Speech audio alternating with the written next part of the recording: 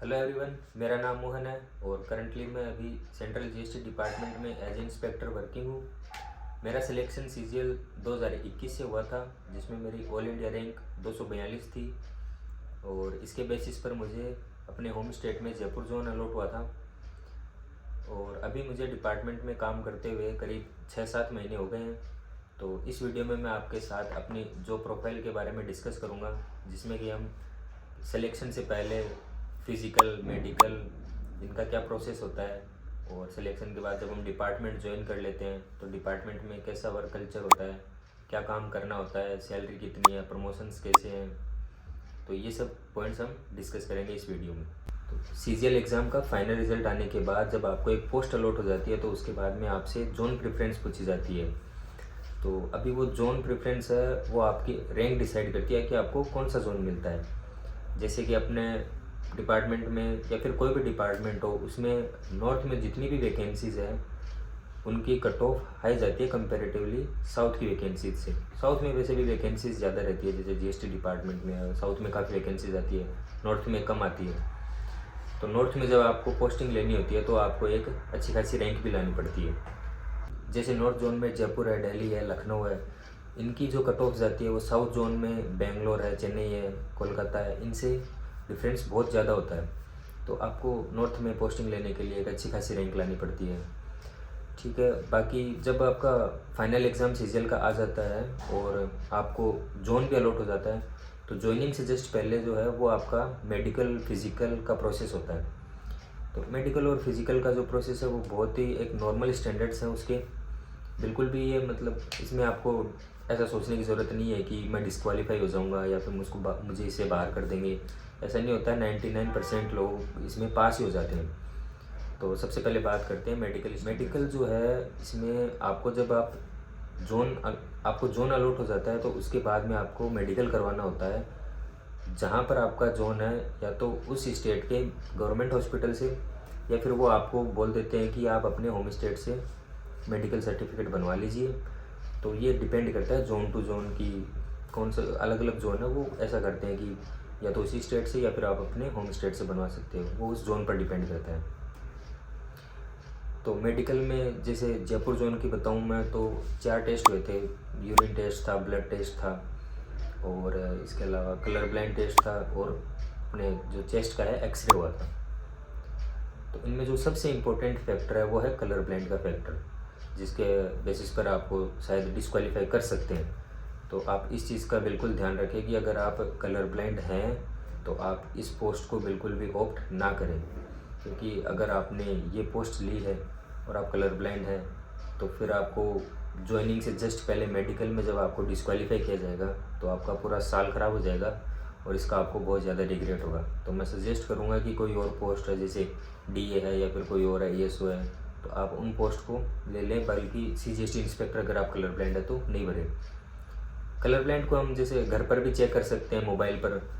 जब आप गूगल पर टाइप करोगे कि कलर ब्लाइंड टेस्ट, तो कुछ वेबसाइट्स है जिन पर आप देख सकते हो, कुछ नंबर्स वगैरह दिखाते हो, नंबर्स को रीड करके आप अपना कलर ब्लाइंड टेस्ट कर सकते हो, या फिर आप किसी भी डॉक्टर से जो ऑप्टिशियन है उससे करवा सकते हो कलर ब्लाइंड टेस्ट। अब हम बात करते हैं फिजिकल की। तो फिजिकल भी इसमें बहुत ही नॉर्मल होता है, कोई स्ट्रिक्ट फिजिकल नहीं होता है।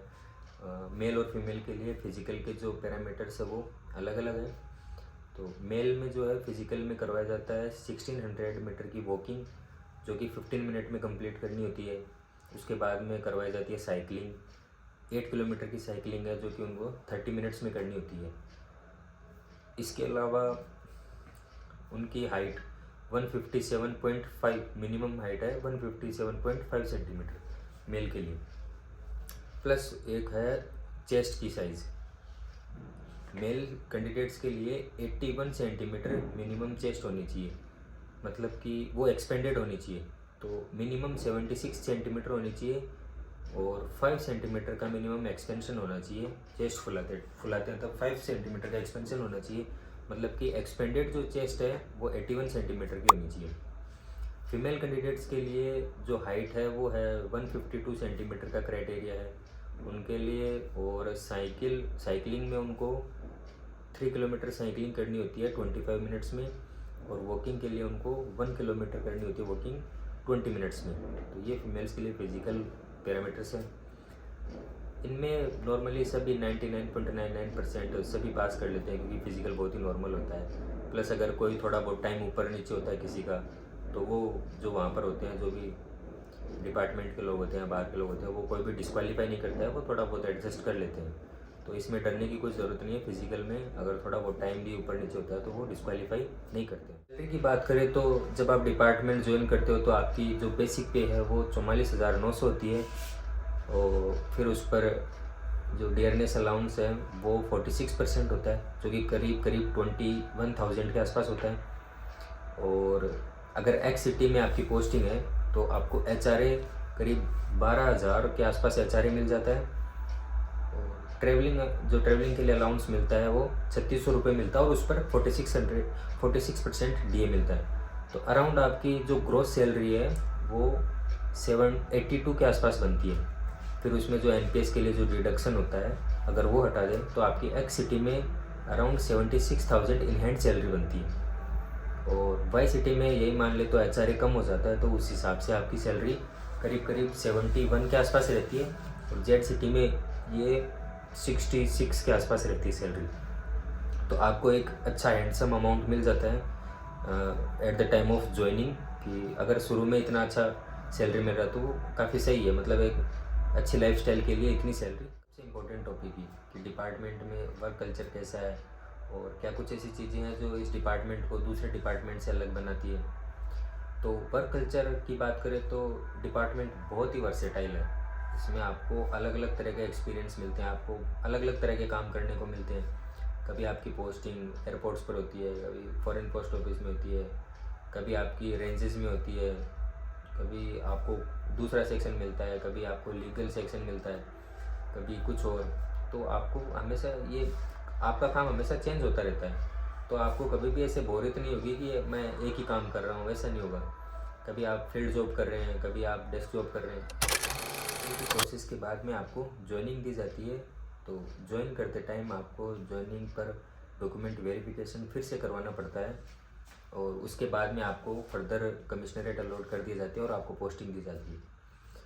जब आपको पोस्टिंग दे दी जाती है तो उसके बाद में उसके कुछ दिन बाद में ही ट्रेनिंग स्टार्ट कर दी जाती है। वो डिपेंड करता है जोन टू जोन।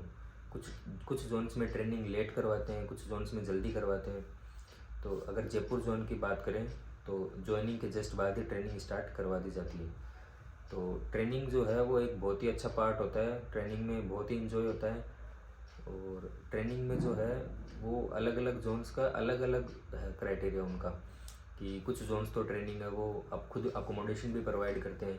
कुछ जोन्स में आपको खुद के लेवल पर देखना होता है आपको रहने का।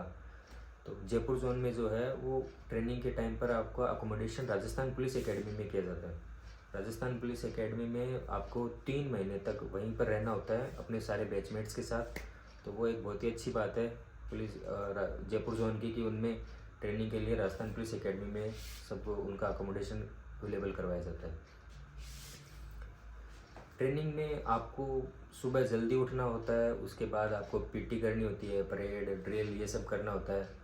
और उसके बाद में आपकी नासिन में क्लासेस होती हैं, जिसमें आपका GST से रिलेटेड जितने भी टॉपिक्स हैं या डिपार्टमेंट से रिलेटेड और भी टॉपिक्स हैं उनकी क्लासेस ली जाती हैं।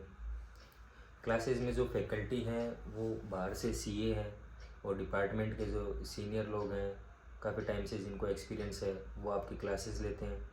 और फिर उसके बाद में क्लासेस के बाद में शाम को आपको स्पोर्ट्स के लिए अच्छा खासा टाइम मिल जाता है, जिसमें आपको फुटबॉल है, क्रिकेट है, बैडमिंटन, टेबल टेनिस, ये सब है, जितने भी स्पोर्ट्स हैं उनके लिए अच्छा खासा टाइम मिल जाता है, जो कि बहुत ही मतलब आप बहुत एंजॉय कर सकते हो उस टाइम को। प्रमोशन की बात करें तो डिपार्टमेंट में प्रमोशन तो अभी कम ही है। ग्रुप B में अगर आप इंस्पेक्टर लगते हैं तो जयपुर जोन में की बात करें तो आप 6-7 साल में सुपरिटेंडेंट बन जाते हैं। अलग अलग जोन में जो है वो अलग अलग है टाइमिंग, कि साउथ में हो सकता है किसी जोन में आप 5 साल में ही बन जाए सुपरिटेंडेंट, और जैसे लखनऊ जोन में तो वहाँ तो 10 से 15 साल में भी इंस्पेक्टर नहीं बन पा रहे।